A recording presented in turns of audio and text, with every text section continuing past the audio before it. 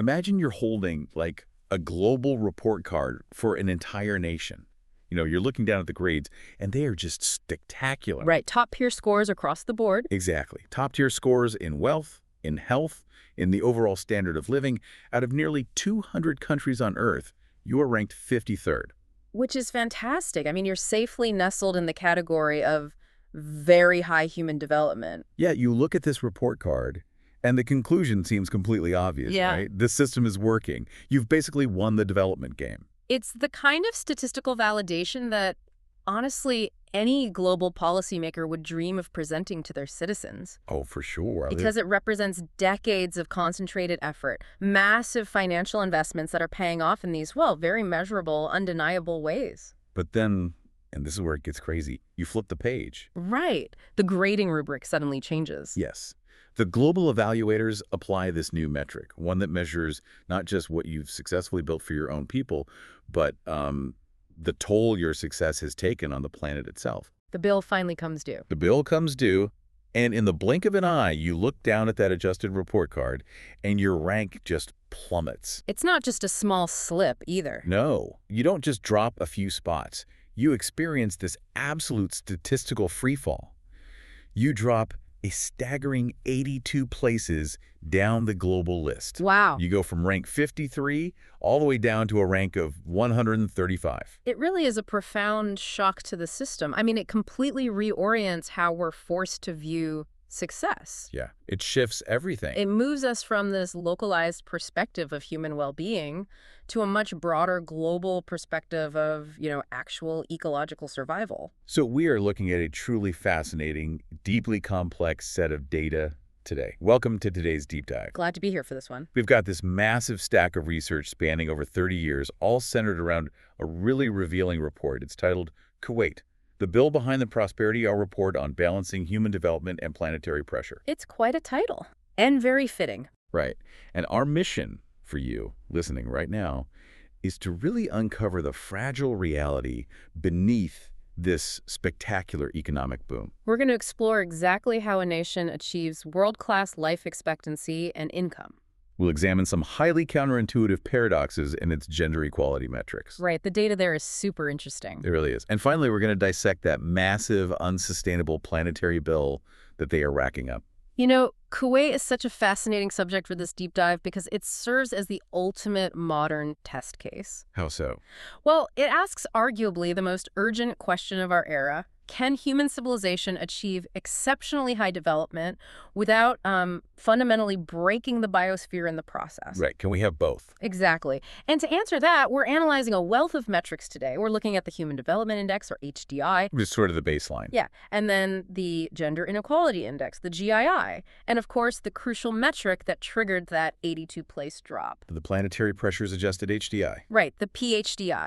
So before we can even begin to understand the costs or the environmental damage or that massive drop in the rankings, we have to thoroughly understand the prosperity itself. Because the prosperity is not an illusion. It is very, very real. Oh yeah, it was hard won. Let's trace Kuwait's rapid ascent on the global stage. If you look at the 30-year trajectory, so for the listener, just picture a line graph of Kuwait's Human Development Index tracking from 1990 up to 2023. And just for some context here, the Human Development Index is basically the UN's gold standard for measuring a country's average achievements. Not just GDP. Right, it doesn't just look at money. It measures three basic dimensions: a long and healthy life, access to knowledge, and a decent standard of living. And it's scored on a scale mathematically from 0 to 1. Exactly. So on this line graph, Kuwait is steadily climbing, which is what you'd expect for an oil-rich nation. But there is a very specific, massive leap right in the middle of the 1990s. Yeah, that jump is really pronounced in the data. Between 1994 and 1995, the HDI jumps dramatically from 0.734 to 0.763. Which is a huge movement for just 1 year. Right. It totally defies the normal incremental curve you see in other developing nations. And today, as of the 2023 data, Kuwait sits at an HDI of 0.852. Which places it at rank 53 globally. Comfortably above the global average, which is 0.756. So that specific 1995 jump, It's actually a vital historical marker. It explains so much about the psychology and the structure of Kuwait's modern development. Because of what happened right before that. Right. The early 1990s for Kuwait were entirely defined by the devastating physical and economic impacts of the Gulf War. The invasion. Yes, the nation was invaded, occupied, and its infrastructure was just heavily damaged. Most notably, of course, the deliberate setting of the oil fires. So that graph isn't just showing standard economic growth. I mean, it's basically showing a resurrection. That's a great word for it. What you're seeing in that massive statistical leap in 95 is rapid post-war recovery. But, and this is key, it goes beyond just returning to a baseline. What do you mean? The state utilized its primary resource, which is, of course, vast oil reserves, to enact a highly aggressive, deeply subsidized reinvestment into civic infrastructure. We're talking hospitals, schools. Healthcare, state-sponsored welfare, all of it. The goal wasn't just to rebuild what was lost, it was to rapidly elevate the living conditions of its citizens to an elite global standard. Basically cementing that social contract between the state and the people. Exactly. And the economic engine driving that social contract is just roaring.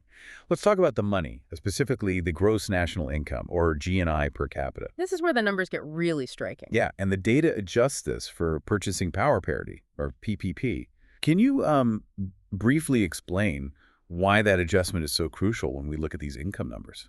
Oh, absolutely. So purchasing power parity is essential because a single U.S. dollar buys a very different amount of goods depending on where you are in the world. Right, a coffee in New York costs way more than a coffee in Manila. Exactly.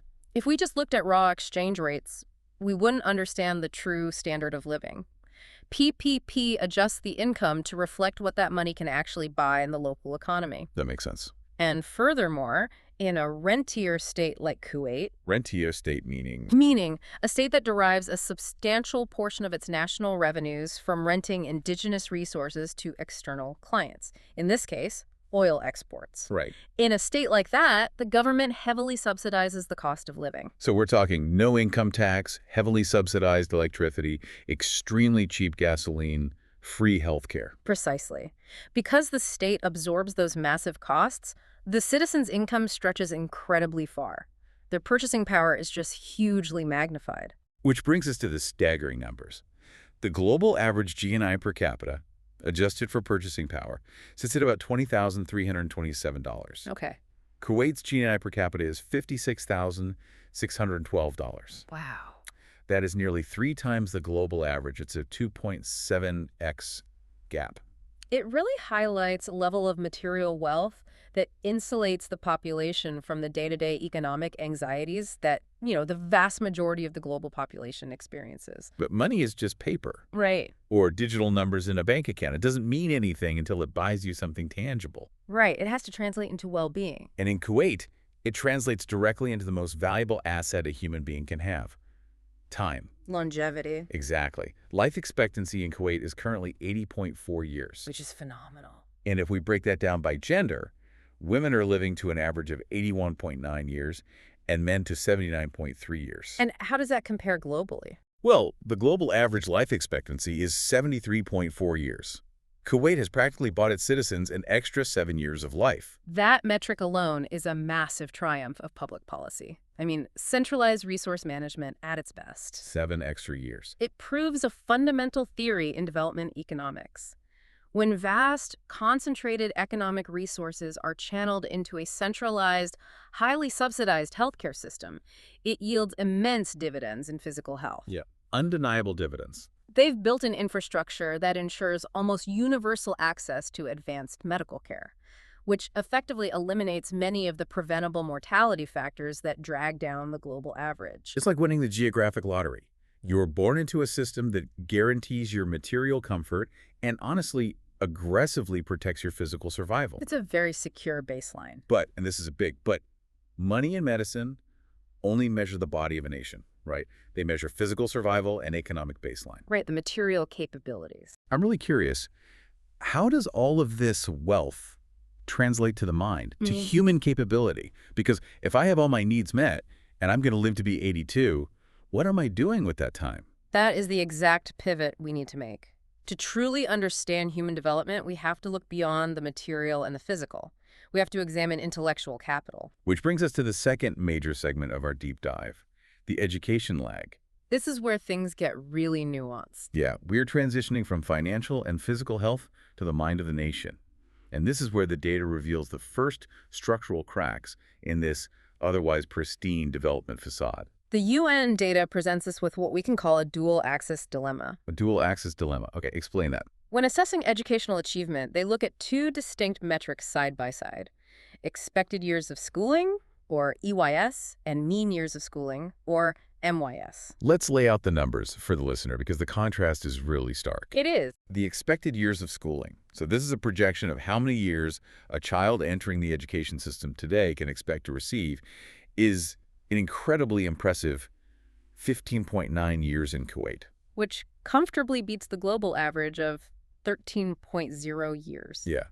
It suggests a child will go through primary, secondary, and a significant amount of university education.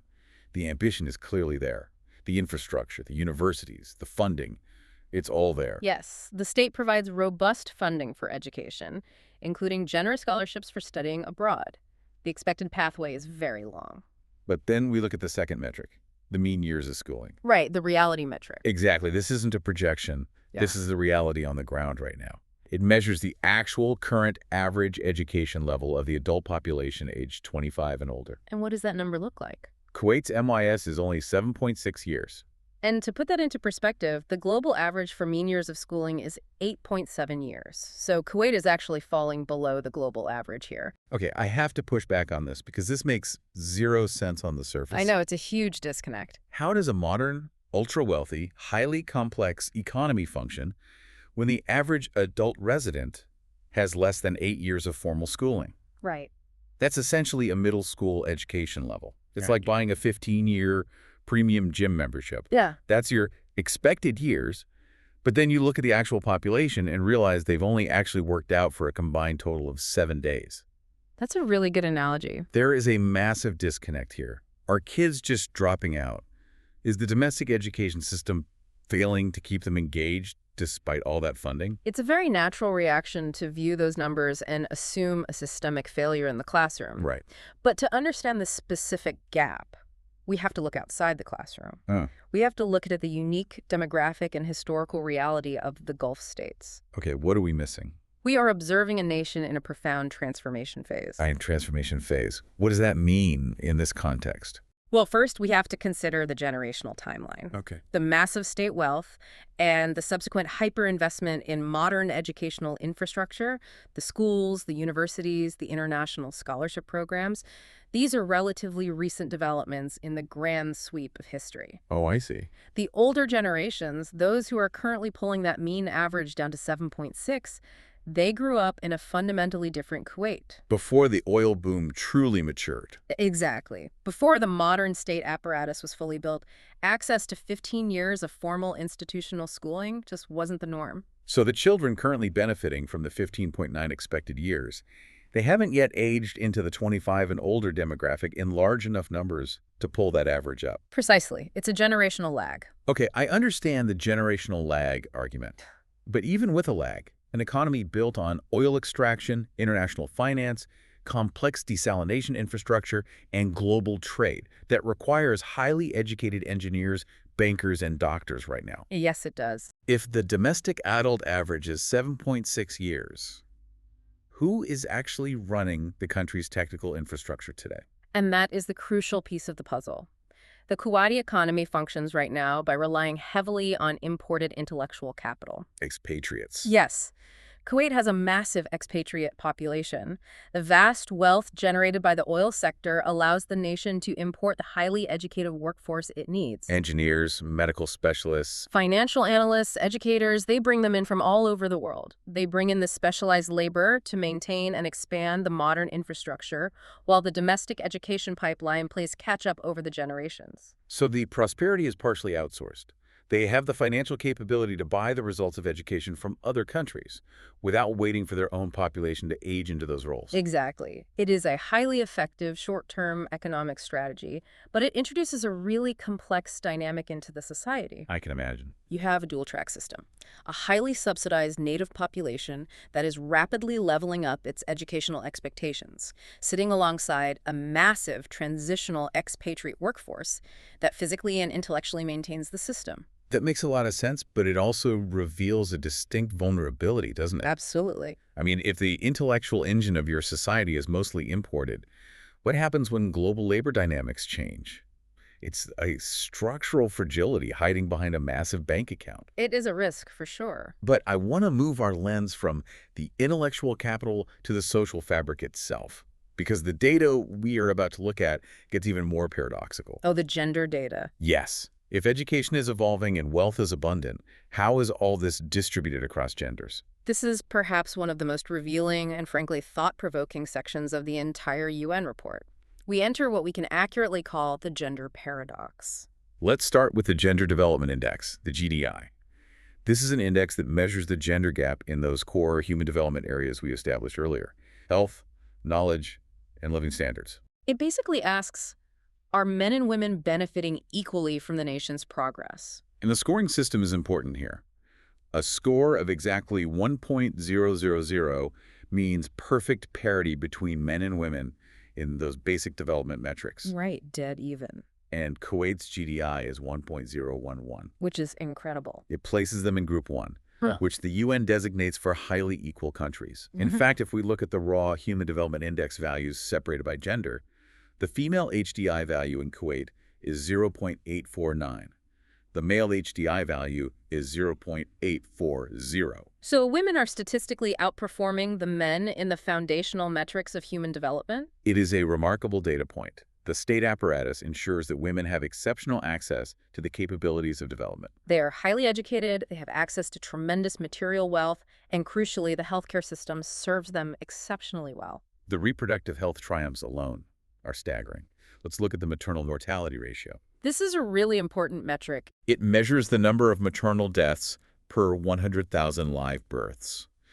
In Kuwait, that number is a microscopic 7.2. Wow. To give you context, the global average is 216.1. That's a massive difference. And the adolescent birth rate, measuring births per 1,000 women ages 15 to 19, is just 1.6 in Kuwait. The global average is 39.1. Those numbers are practically peerless. They reflect a healthcare infrastructure that aggressively protects female biology and reproductive autonomy from the traditional risks of childbirth. Absolutely. By these specific metrics, the system is delivering near-perfect scores for women. But, and this is why we call it a paradox, that perfect one on the GDI is entirely deceptive when you look at the actual reality of how society functions. It really is. Because the paradox emerges violently when we shift our lens from the Gender Development Index to the Gender Inequality Index, the GII. Yes. The GII doesn't just look at whether you are healthy and educated. It looks at reproductive health, empowerment, and the labor market. Right. It measures the loss in potential human development due to inequality between female and male achievements in these dimensions. And despite the incredible health and education advantages we just discussed, Kuwait ranks 52nd on the Gender Inequality Index globally. It's a huge drop-off. We go from a metric that says women are outperforming men to a metric that exposes a massive invisible rift in the societal structure.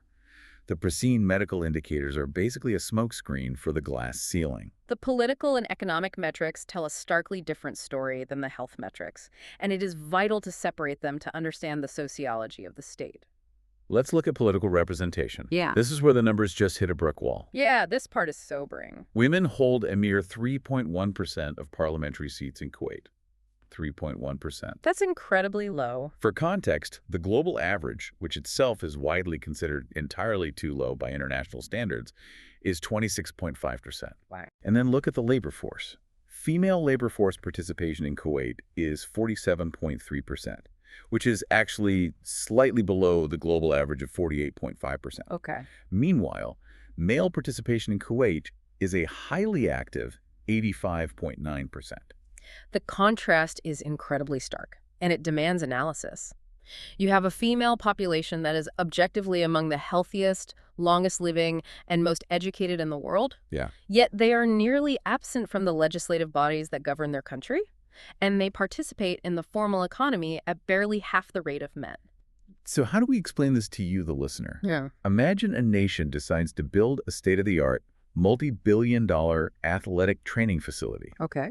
They recruit female athletes. They provide them with the best nutritionists, the most advanced medical care, the finest sports psychologists, and the longest, healthiest training windows in the entire world. You're giving them every advantage. Exactly. They build these athletes up to an absolute peak of physical and mental capability. And then, when the championship tournament arrives, the management refuses to let them onto the field. They just sit on the bench. Right. They aren't allowed to play in the main event. They certainly aren't allowed to coach. And they have no say in the rules of the game. You have maximized their capacity, but you have fundamentally restricted their application of it. That is an incredibly apt analogy, and it perfectly highlights a foundational distinction in modern development economics and sociology. What's that distinction? We have to clearly distinguish between two concepts: capabilities and agency. Capabilities versus agency. Yeah. I feel like that is the absolute core of this paradox. Let's Yeah. really dig into what those terms mean in this context. Capabilities are the foundational tools you are given by society or the state. It is your health, your expected years of schooling, your basic literacy, your fundamental right to exist without severe material deprivation. The things you receive. Right. As the data shows, Kuwait provides exceptional capabilities to its female citizens. The state fulfills its role as a provider beautifully. Okay, but agency... The agency is entirely different. Yeah. Agency is the power to act within that society. Ah. It is the power to make high-level political decisions, to shape the legislation that governs your life, to lead major economic enterprises, to have your voice proportionately represented in the halls of power. So health and education are capabilities. Hmm. Voting, legislating, and running corporations are agency. Exactly. And what the data reveals is that the pristine medical indicators and the high HDI scores are masking a deep structural power imbalance. The 3.1% in Parliament. Yes. The patriarchal structure of the society, perhaps rooted in traditional cultural norms or specific political frameworks, retains strict control over the public sphere, over the agency. Wow. The women are highly capable, incredibly healthy, and well-educated, but their societal agency is institutionally restricted. It's a profound disconnect. It means the state is comfortable investing in women as long as that investment remains mostly in the private or individual sphere, like being healthy, being educated. Right, personal development. But the moment that capability tries to translate into public power, it hits that 3.1% glass ceiling. It makes you wonder how much farther the country could progress if they actually utilize the other half of their intellectual capital. It is a massive opportunity cost for the nation's future development. You're leaving half your best players on the bench. Building on this theme of hidden imbalances, I want to shift our focus slightly. We've looked at gender inequality, but what about structural inequality across the entire population? The class divides. Right, because wealth is rarely distributed perfectly evenly, even in a very wealthy nation. Let's look at the internal cracks. This brings us to a highly revealing metric, the inequality-adjusted HDI, or the IHDI. Right. So the standard HDI tells us the average achievement of the country. But an average can be incredibly deceptive. Oh, absolutely. Like, if I have $10 and you have $0, our average wealth is $5. But that average doesn't reflect your reality at all. You're still broke. Exactly. The IHDI asks a better question. How evenly is that human development actually distributed across the population? And mathematically, the IHDI acts as a discount rate on a country's progress. It penalizes a nation's score based on the level of inequality. So how much is lost globally? Globally, human development loses about 22.0% of its value when accounting for systemic inequality. And Kuwait presents a fascinating tale of two very different realities here when we look at health versus education. The contrast is really illuminating. Kuwait's inequality in life expectancy is an incredibly low 5.8%. Which is an excellent metric. Yeah. It proves that the egalitarian healthcare access we've been discussing is not just a theory, it is a reality. The state-run health apparatus does not discriminate significantly by class or social standing when it comes to basic survival and longevity. So everyone gets care. Yes. Whether you are part of the wealthy elite or an average citizen, the system ensures you have access to the life-extending care that produces that 80-year life expectancy. In the realm of physical health, the state is an aggressive equalizer. But then you turn the page and look at education. Kuwait's inequality in education is a steep 22.1%. Yeah. That is a massive jump. It is, and it is a critical finding, because it directly connects back to our earlier confusion over the mean years of schooling being so low. It really does. Because equality, as it turns out, isn't a blanket statement that covers every aspect of a society. Right. The data is telling us that you can get a state-of-the-art hospital bed in Kuwait just as easily as anyone else, but getting a high-quality education seems to depend heavily on where you sit in the societal hierarchy. Exactly. Why is there such a massive gap in educational equality in a country with so much wealth? Well, the internal disparity in education is essentially the tax Kuwait pays on its overall development score. While the state provides a broad umbrella of health and a strong economic Dixline, access to premium educational outcomes is deeply stratified. So it's about the quality of the schools. Yes. Yeah. This data points to a system where wealthy elites likely bypass the domestic public education system entirely. They utilize premium private international schools within Kuwait, or they send their children abroad to elite institutions in Europe or North America from a really young age. Meanwhile, the broader public relies on a domestic public education system that, as we saw with the 7.6 mean years of schooling, is still very much struggling through a transformation phase. Exactly.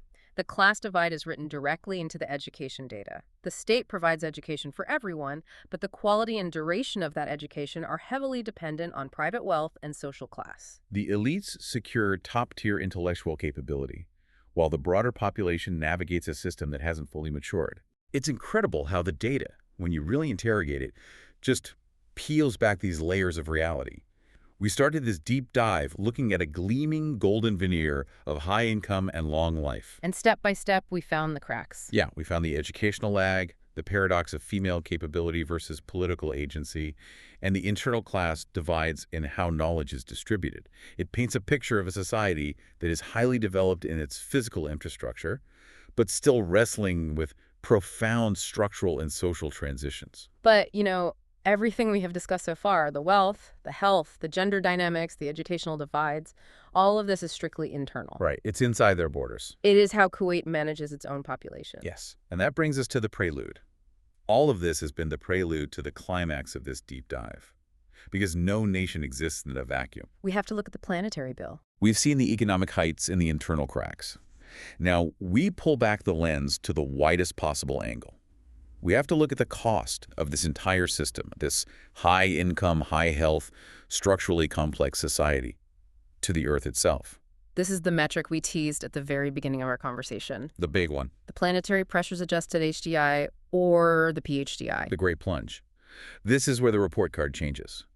When the environmental impact of Kuwait's lifestyle is factored into their development score, their HDI of 0.8522 violently crashes down to 0.531. That is a staggering drop. That is a massive 37.7% loss of their overall development value, and it drops them 82 places in the global rankings. Right down the board. They plummet from rank 53 down to rank 135. It is a sheer statistical freefall. To understand why that fall is so uniquely dramatic for Kuwait, we have to look at the specific environmental pressures the nation is exerting. Okay, what goes into that math? The PHDI adjusts the Human Development Score by looking at two major tangible factors: carbon dioxide emissions per capita and material footprint per capita. Let's look at the carbon weight first. Kuwait's per capita CO2 emissions are 23.0 tons.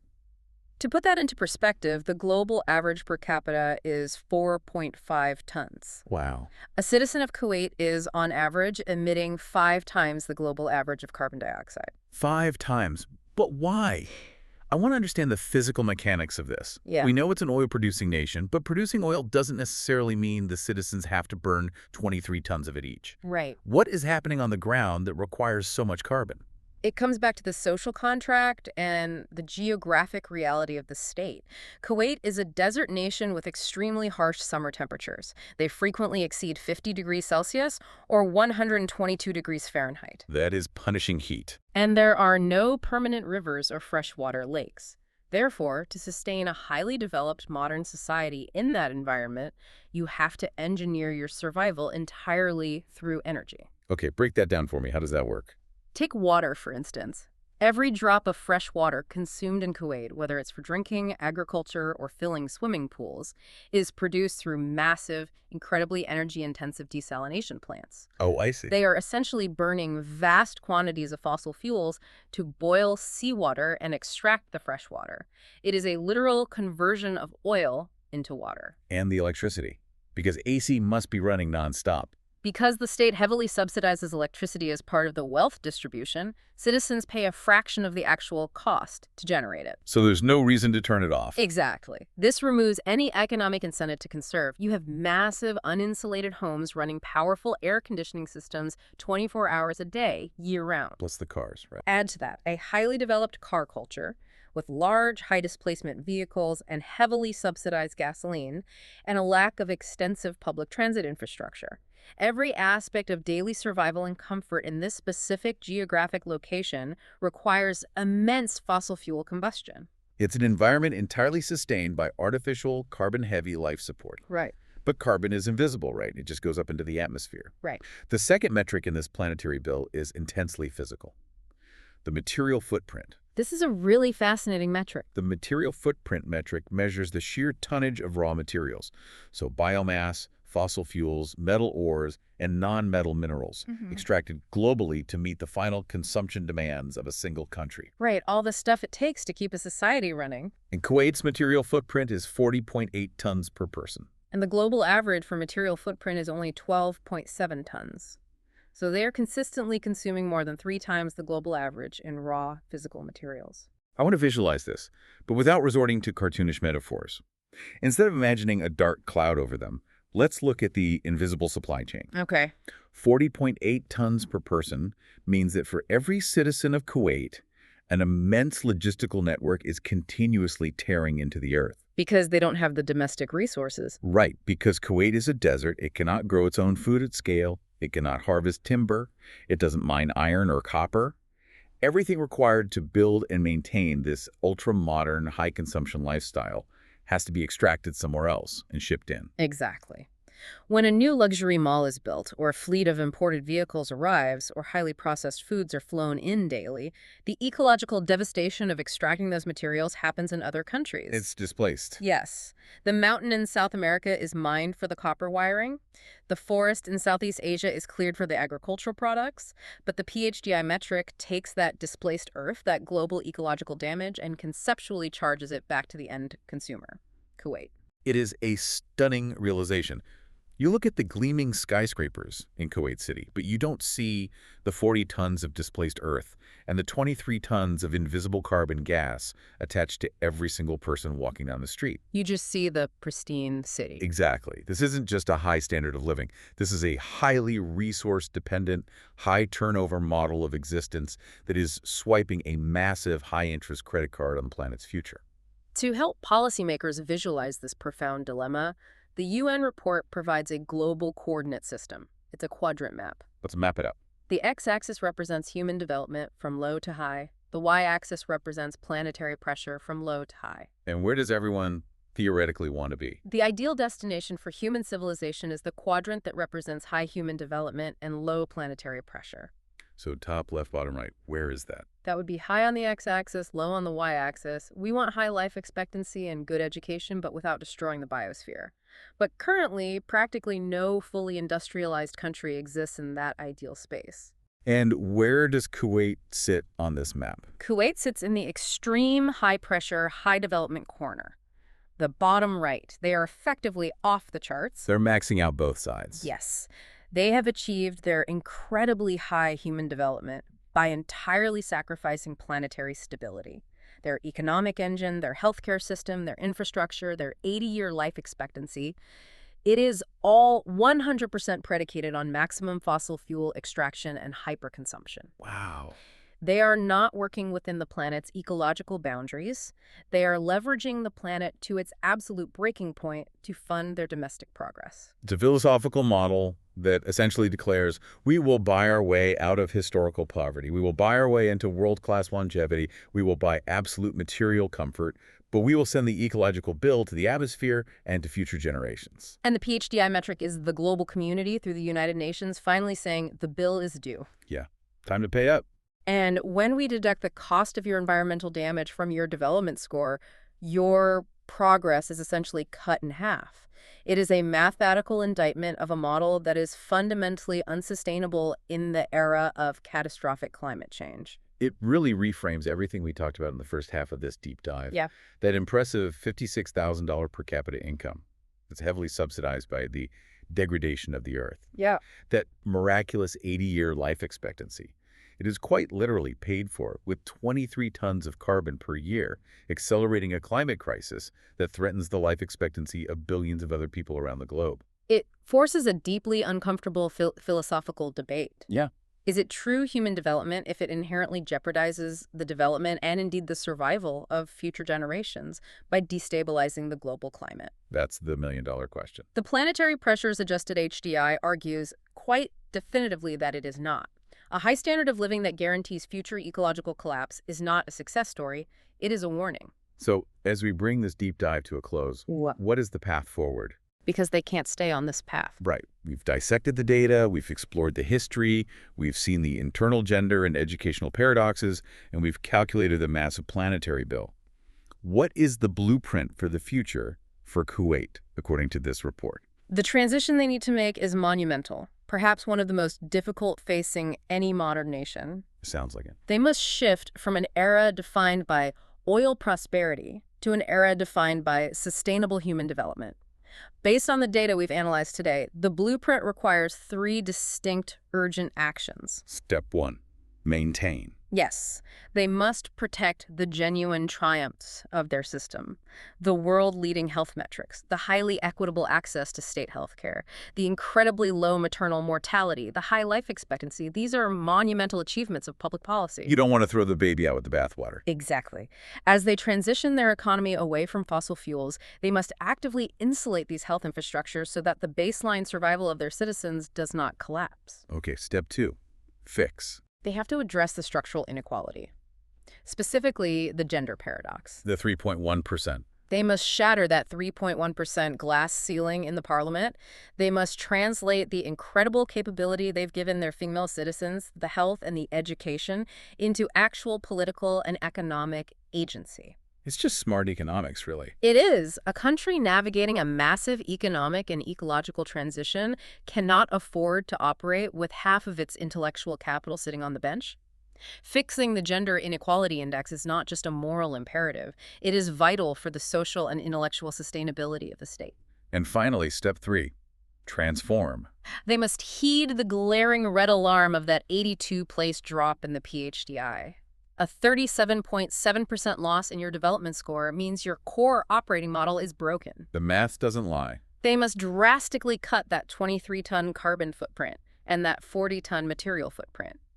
The existential challenge for Kuwait, and indeed for the broader Gulf region, is figuring out how to decarbonize their economy. Like solar or other renewables. Perhaps through massive investments in solar energy and post-oil technologies, yes.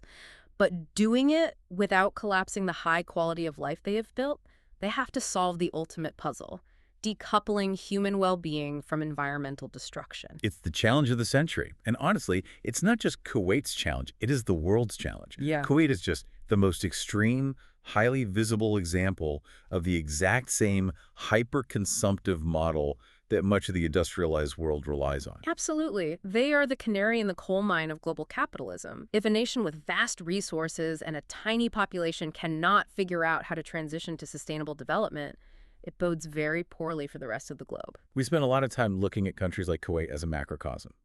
We look at the sweeping graphs, the national indices, the millions of tons of carbon, the historical sweeps of generational change. Right, the big picture. But as we sign off today, I want to bring it down to the microcosm. For you listening right now, we've used Kuwait as a lens to critique the global definition of success. But if progress shouldn't be a loan taken out against the future, what does your personal planetary pressure adjustment look like? That's a great question. If we took your personal report card, your income, your material comfort, your travel, your lifestyle, and we measured that success by the toll it takes on the physical world around you, would your ranking hold steady? Or would you too experience a free fall of your own? It's easy to critique a nation's 40-ton footprint, but it is much harder to calculate the invisible supply chain attached to our own lives.